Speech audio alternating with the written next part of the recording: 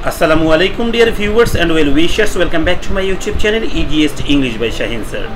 প্রিয় শিক্ষার্থী, আমি তোমাদের সঙ্গে আলোচনা করে ফেলেছি পূর্বে 6.1.1। তোমরা যারা এই ভিডিওটি দেখোনি, আমার এই ভিডিও ডেসক্রিপশন বক্সে লিংক দেওয়া রয়েছে, তোমরা সেটা দেখে নেবে।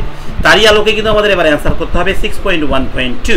এখানে কিছু কোশ্চেন উত্তর করবো আমরা। এই উত্তরগুলো সুন্দর করে আমি তোমাদের জন্য সাজিয়েছি, বাংলা সহ ব্যাখ্যা করে দিচ্ছি। প্রিয় শিক্ষার্থী, চলো কথা না বাড়িয়ে চলে যাই মূল পর্বে। তবে মূল পর্বে যাওয়ার আগে তোমরা যারা এখন পর্যন্ত আমার চ্যানেলকে সাবস্ক্রাইব করোনি, ঝটপট সাবস্ক্রাইব করে ফেলো।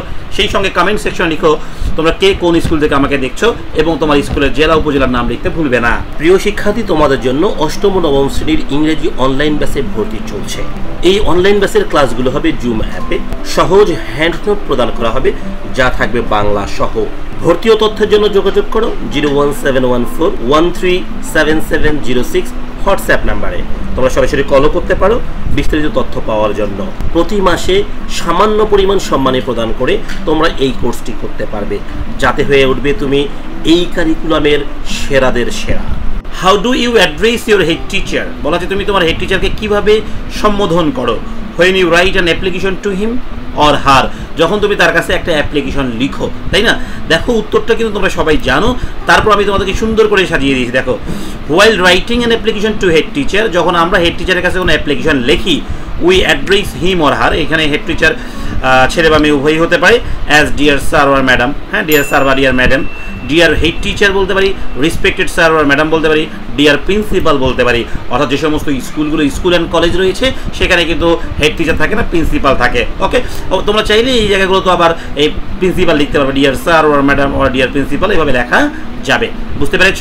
এইবার দেখবো আমরা বি নাম্বার কোশ্চেনটি কি রয়েছে। ওকে, হুইচ ওয়ার্ডস অর ফ্রেজেস, বলা হচ্ছে কোন শব্দ বা শব্দগুচ্ছ। ওয়ার্ডস মনে হলো শব্দ আর ফ্রেজেস মনে হলো শব্দগুচ্ছ। Okay, do you use to address your friend, বলা হচ্ছে তুমি তোমার বন্ধুকে সম্বোধন করতে লিখো। আর কাজিন আর চাচাতো ভাই বোনদেরকে লিখতে অ্যাড্রেস করো। When you write a letter or email, যখন তুমি লেটার বা ইমেইল লেখো। মনে রাখবা লেটার এবং ইমেল দুইটা কিন্তু একই জিনিস। হ্যাঁ, একটা হলো ভার্চুয়াল, ইমেলটা হলো ভার্চুয়ালি পাঠাতে হয়, আর লেটারটা ফিজিক্যালি অর্থাৎ কাগজ কলমে পাঠাতে হয়। চলো উত্তর দিচ্ছি আমি। হোয়েন অ্যাড্রেসিং আ ফ্রেন্ড, যখন আমরা কোনো বন্ধুর কাছে লিখি, আর কাজিনের কাছে লিখি, in a letter or email, লেটারের মাধ্যমে বা ইমেলের মাধ্যমে, I use words or phrases such as. Okay, dear, এখানে নামটা বলে দিই, যেমন dear Habiba, hi Sumi, hello Sami, হ্যাঁ, হেই, তারপর নাম বলা যেতে পারে মাই ডিয়ার বা ডিয়ারেস্ট, নামগুলো আমরা এখানে এভাবে বলে দেই। অথবা মাই ডিয়ার ফ্রেন্ড, এভাবে আমরা লিখতে পারি। বুঝতে পারছো? আমি এটা 1 বাই 1 দিয়েছি যাতে করে তোমাদের বুঝতে সুবিধা হয়। মনে রাখবে এই কারিকুলামে কোনো কিছু মুখস্থ করার প্রয়োজন নেই। তুমি কতটুকু বুঝতেছো, কতটুকু তুমি এটা বাস্তবে কাজে লাগাতে পারছো, এটাই কিন্তু মূল জিনিস। এইবার দেখবো C and last question, how is your writing to your teachers different? হ্যাঁ, বলা হচ্ছে তোমার লেখাগুলো কখন ভিন্ন হয় শিক্ষকের কাছে। Using words or phrases, tone or addressing etc from your writing two family members, যখন তুমি তোমার ফ্যামিলি মেম্বার্সের কাছে লেখো আর টিচারের কাছে লেখো, এই দুটোর মধ্যে পার্থক্যটা কোথায় কোথায় হয়? ওয়ার্ডসে কখন হয়, ফ্রেজে কখন হয়, কোন ধরনের টোন ইউজ হয়, কীভাবে তুমি তাদেরকে সম্বোধন করো, ইত্যাদি ইত্যাদি বিষয়গুলো। চলো তোমাদেরকে আমি উত্তর দিয়ে দিচ্ছি। When writing to family members we use, দেখো যখন আমরা ফ্যামিলি মেম্বারের কাছে লিখি তখন আমরা ব্যবহার করি, হ্যাঁ, ইনফর্মাল টোন ব্যবহার করি, সেখানে ফর্মাল টোন ব্যবহার করা হয় না, তাই না? শর্ট অ্যান্ড সিম্পল সেন্টেন্স ব্যবহার করি, ফ্রেজাল ভার্বস অ্যান্ড ইডিয়মস ব্যবহার করি। দেখো এখানে কন্ট্রাকশনসগুলো কোনগুলো? ডন্ট, কান্ট, অর্থাৎ সংক্ষিপ্ত করে আমরা অক্সিলারি ভার্ব সঙ্গে নট ইউজ করি। First or second person using I or you করি। ওকে, এগুলো কিন্তু আবার টিচারদের কাছে করবো না আমরা। হ্যাঁ, addressing them my dear, dearest, হ্যাঁ, মম, ড্যাড বা সিবলিংস, ভাই বোন, সিবলিংস মানে ভাই বোন। ওকে, নেম বা কাজিনস নেম এভাবে লিখি, তাই না? হোয়েন রাইটিং টু টিচার্স, দেখো ফর্মাল অ্যান্ড পলাইট টোন, তখন কিন্তু আমরা ফর্মাল এবং পলাইট টোন ইউজ করি, ইনফর্মাল নয়।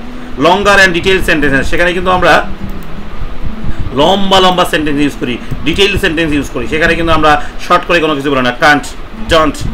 ওকে, সিম্পল ভার্ব ইউজ করি, লাইক ইউজ, হ্যাঁ, ইনস্টেড অফ ইউটিলাইজ। ওকে, মানে ইউজের পরিবর্তে আমরা ইউটিলাইজ ব্যবহার করবো, এরকম সিম্পল সুন্দর ভার্ব ব্যবহার করি। Okay, objective and impersonal style. Okay, address them dear sir, madam or respected sir or madam, তাহলে এইখানে আমরা যে অ্যাড্রেস করছি শিক্ষকদেরকে এটা একরকম।